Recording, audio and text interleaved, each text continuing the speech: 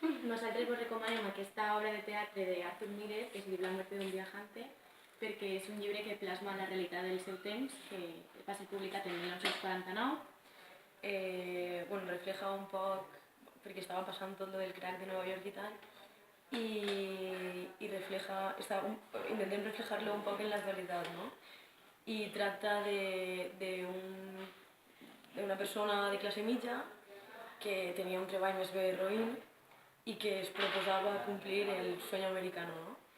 I al final la història s'acaba sense que ell arribi a poder complir-lo. I és això.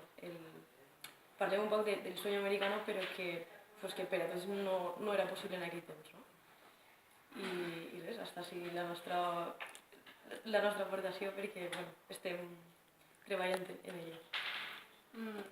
Arthur Miller ha guanyat molts premis com el Premi Pulitzer o el Premi de la Crítica de Teatre de Nova York, el Premi Tony, i ha fet moltes obres com aquesta o altres semblants que potser vos agraden.